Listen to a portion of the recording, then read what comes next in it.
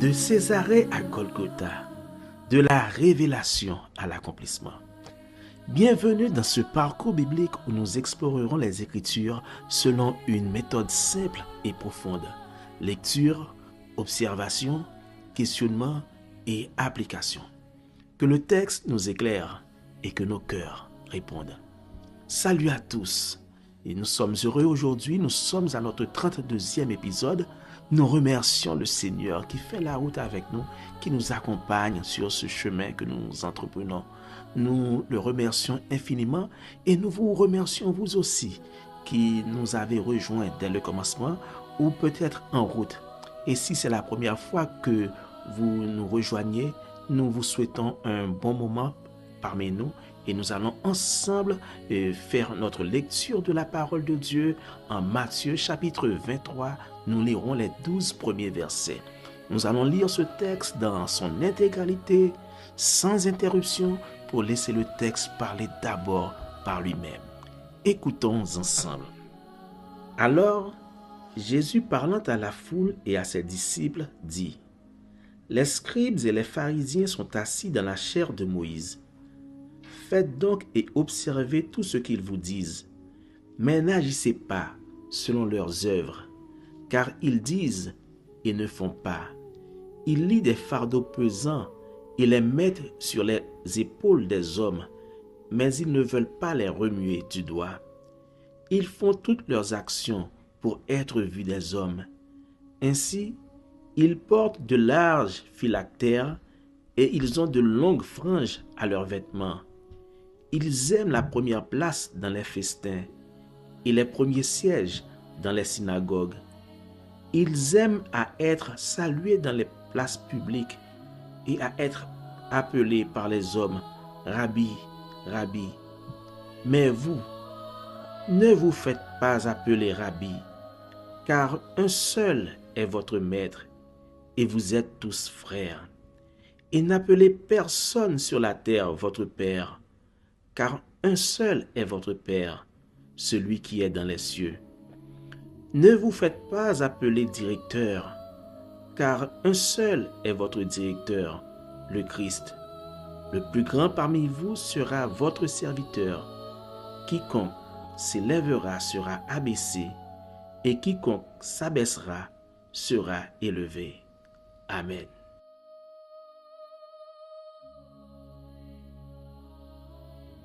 Comme d'habitude, commençons par nos observations.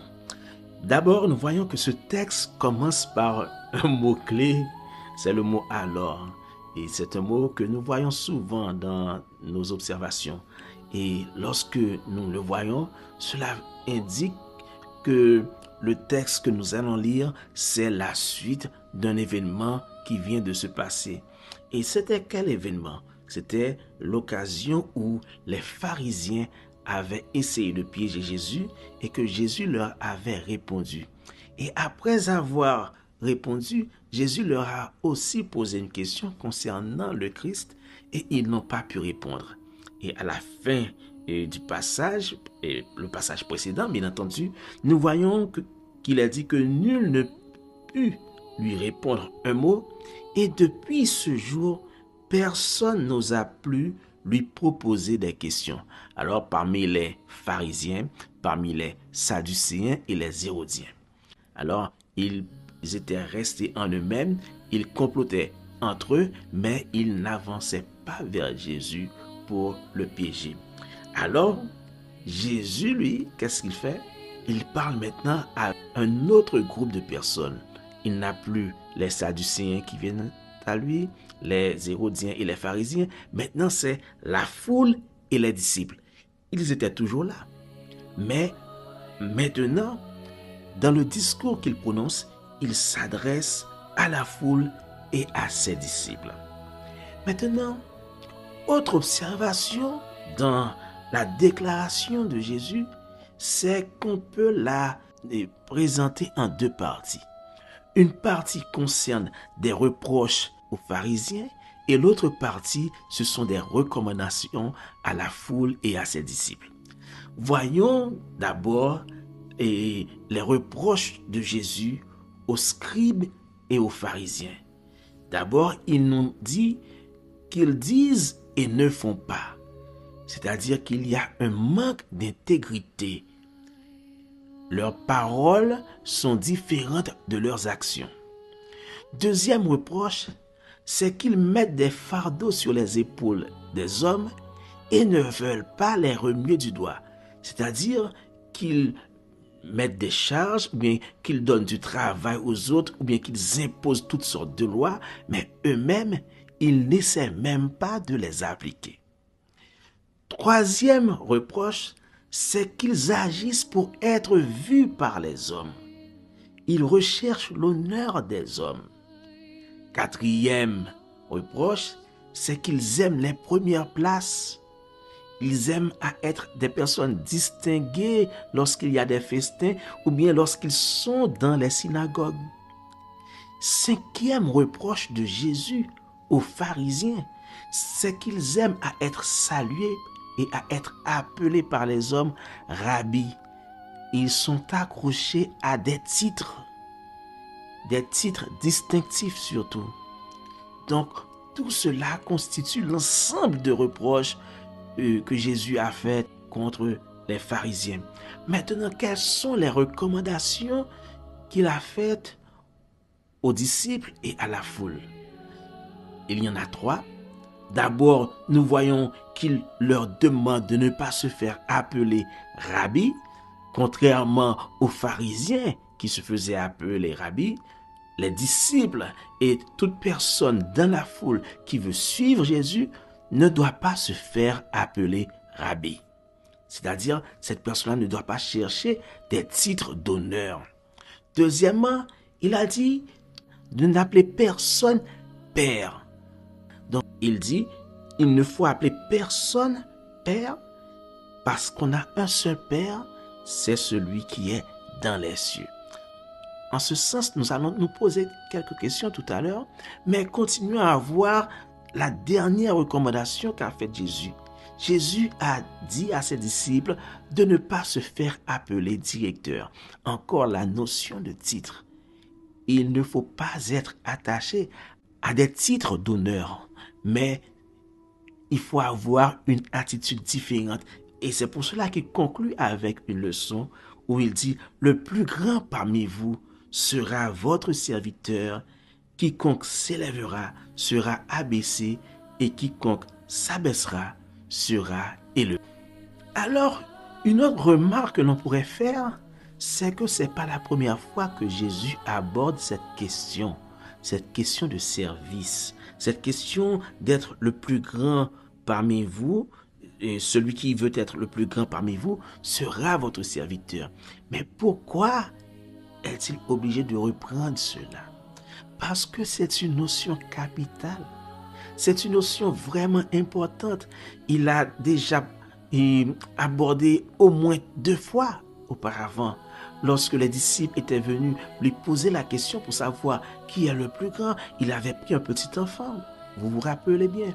Ensuite, lorsque la mère des fils de Zébédée était venue, il avait aussi parlé de l'humilité que devaient avoir les disciples et il avait insisté sur le fait qu'il faut s'intéresser à servir les autres au lieu de chercher les honneurs, au lieu de chercher la gloire venant des hommes.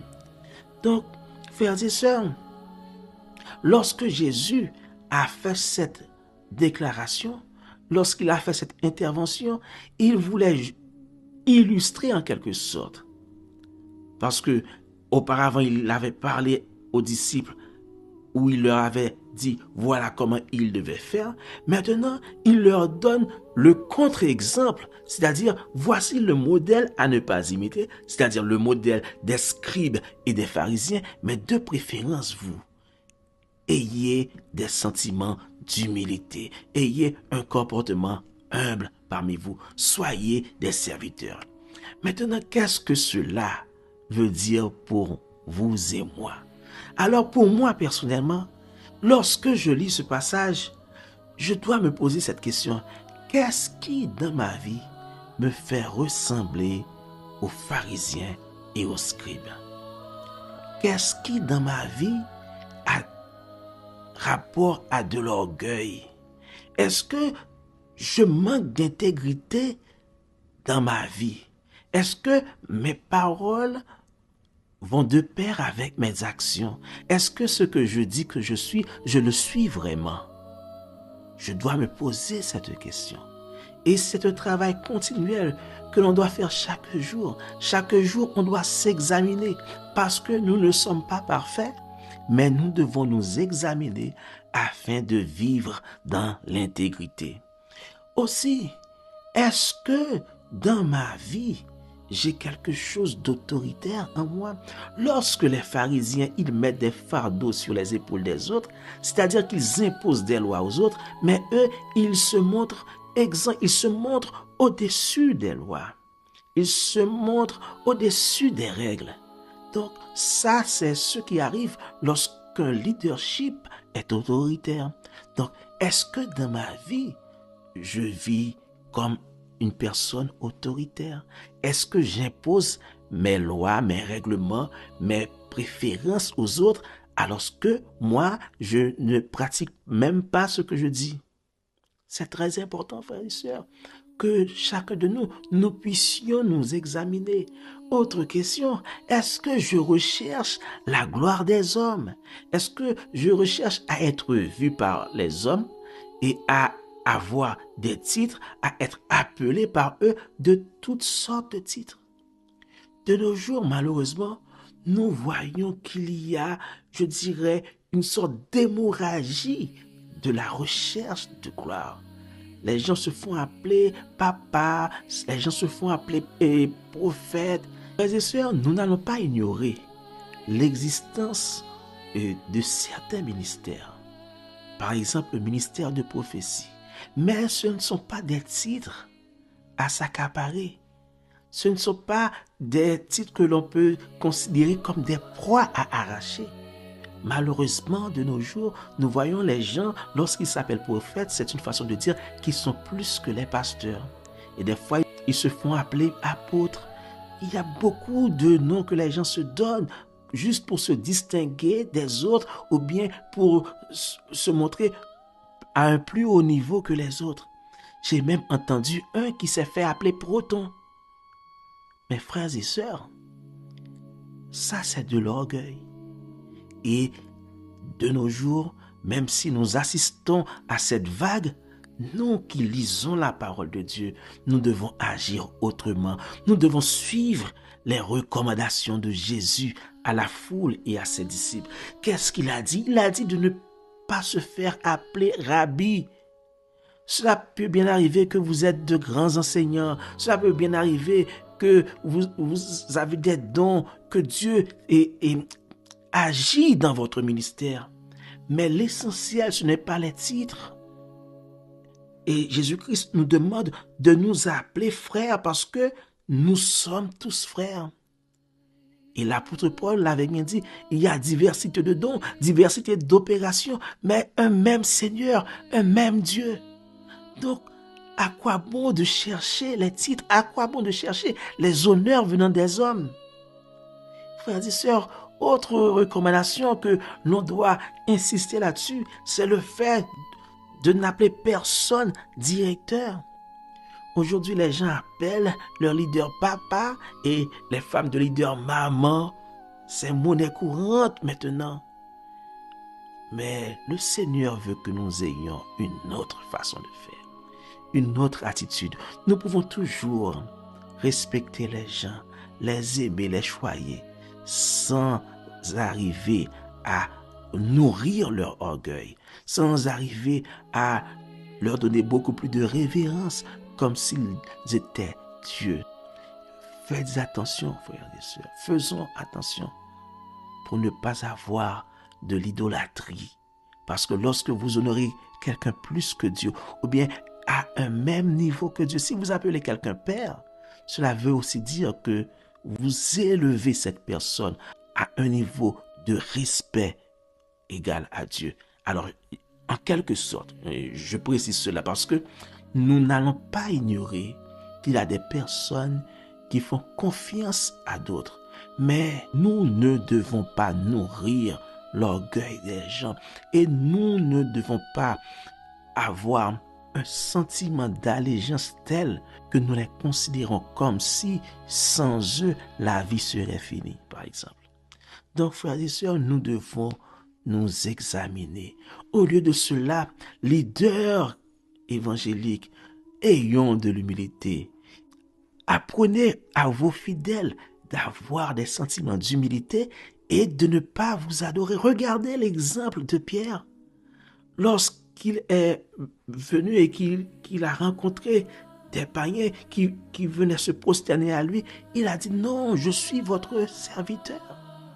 Frères et sœurs, nous aussi, nous devons revêtir d'humilité, non seulement dans nos rapports avec les autres, mais aussi dans notre façon de faire, dans notre façon d'exercer et les ministères que Dieu a mis dans l'Église. Frères et sœurs, nous allons prier en ce moment. Parce que cette vague-là, cette vague qui conduit à l'orgueil, nous devons prier pour qu'elle cesse. Nous devons prier pour que Dieu agisse dans nos églises, pour qu'il y ait beaucoup plus d'humilité parmi les leaders, plus d'humilité parmi les frères, que nous cherchions à servir de préférence au lieu de chercher des titres d'honneur, des places d'honneur, que nous soyons intègres dans nos paroles et nos actions. Prions le Seigneur.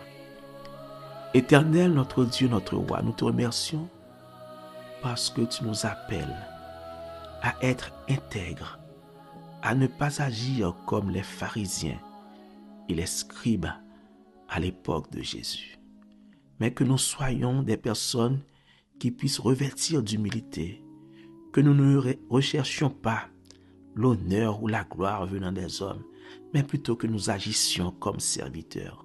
Seigneur, touche nos vies. Nous voulons nous rabaisser, Seigneur. Nous voulons que tu puisses nous aider, Seigneur. Lorsque nous nous rapprochons des autres, Seigneur, des fois, nous pouvons avoir des sentiments de comparaison et nous avons souvent cette velléité à être honorés. Mais Seigneur, brise-nous. Brise-nous pour que nous puissions toujours nous rappeler que nous devons être des serviteurs et que l'orgueil ne doit pas être un élément dans notre vie. Nous t'en prions, Seigneur. Pardonne-nous pour toutes les fois où nous avons eu de l'orgueil, pour toutes les fois où nous n'avons pas choisi l'humilité. Et Seigneur, pardonne-nous aussi pour toutes les fois où nous avons encouragé l'orgueil de nos leaders. Nous t'en prions, Seigneur, sois avec nous. Garde-nous par ton amour. Au nom de Jésus qui vit et qui règne au siècle des siècles. Amen. Amen. Merci et j'espère que ce moment que nous avons passé, ça a été un moment béni. Et comme vous l'avez remarqué, la notion d'humilité réapparaît. C'est parce que le chemin qui mène à Golgotha, il passe encore et encore par l'humilité. Ça passe encore par l'humilité parce que sans humilité, il n'y aurait pas Golgotha. C'est parce que Jésus a eu de l'humilité qu'il a pris la croix pour nous. Et l'apôtre Paul a si bien dit, lui qui a existé en forme de Dieu, il s'est dépouillé lui-même. Il n'a pas considéré son égalité avec Dieu comme une proie à arracher, mais il s'est dépouillé lui-même. De même, nous aussi, nous devons revêtir d'humilité. Nous devons suivre l'exemple de Jésus. L'humilité, c'est un passage obligé pour notre route. Le chemin qui mène à Golgotha passe encore et encore par l'humilité. Que le Seigneur vous bénisse.